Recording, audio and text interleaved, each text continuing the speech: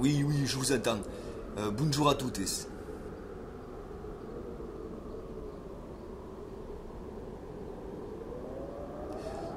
Donc oui, nous avons en 1209 vu l'immense armée des croisés déferler sur la vallée du Rhône, à l'instigation du pape Colonsé, entraînant le massacre de Béziers avec son goût de folle étrangeté, la prise de Carcassonne ensuite, et l'assassinat de Raymond Roger, le vicomte légitime, étranglé dans un cul de basse-fosse. L'usurpation des terres et des titres, entraînant la modification du poste, jusqu'à la tragique défaite en 1213 de la bataille de Muret. Sans parler de tout ce dont on n'a pas eu le temps de parler, feu sur tout le Languedoc, le monde entier réduit en cendres plutôt que de laisser poindre la moindre pousse de liberté.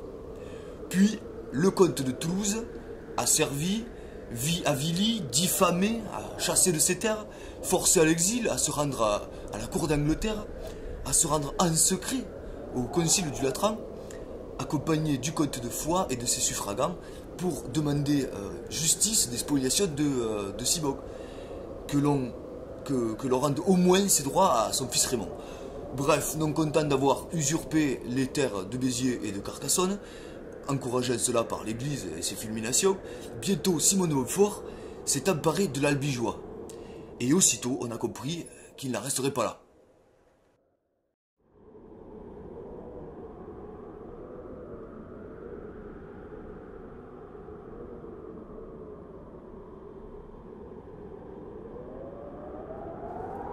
Non, non, c'est sans doute plus compliqué.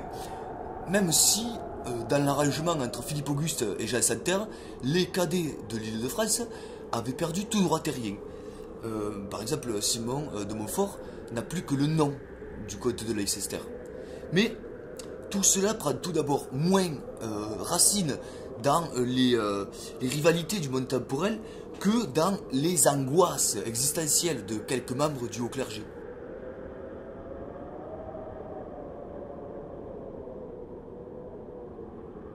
Oui, ce pauvre innocent que vous avez eu l'audace de juger.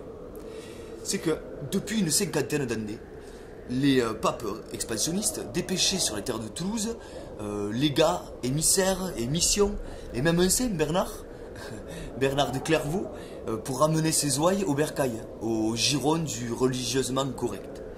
Sans aucun effet, évidemment. Alors, était-ce là la véritable raison de leur hostilité, de leur préoccupation croissante, ou seulement prétexte pour s'en prendre à cette aristocratie moins servile, rivalisant pour les taxes sur les marchés et sur les villes, aspirant à leur part de richesse, de savoir, de beauté. Toujours est-il que l'assassinat qui a tout déclenché, celui de Pierre de Castelnau, quoi s'appelle, que dis-je, le seigneur attitré, a eu lieu sur les terres de Saint-Gilles. Or, les comtes de Toulouse, eux, s'y querellaient depuis des lustres avec les tonsurés, de plus en plus fébriles, sur le pesage et le pesage des villes. Les cathares, donc, étaient-ils davantage qu'un prétexte commode pour envahir ces terres et faire taire toutes les contestations, en s'en prenant militairement à leur soif d'émancipation?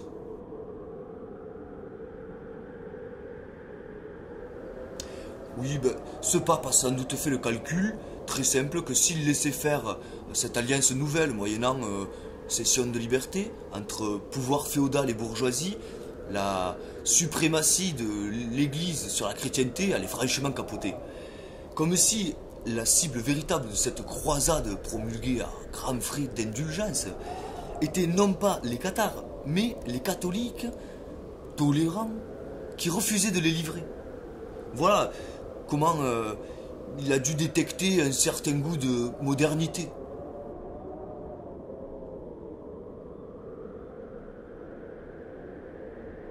Oui, oui, la préservation de la paix de Dieu, là est le grand argument de tous les coups de force, en Occident comme en Orient.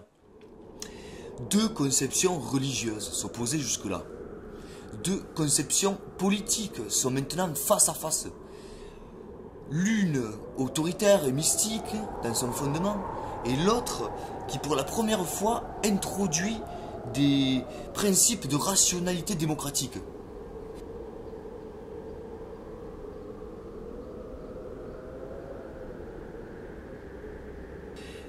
c'est que depuis l'empereur Constantin au moins, l'église c'est l'État. Les féodaux sont les pions, les rois ne sont que des exécutants. Or, prélever des impôts est un droit régalien, donc appartient à l'État.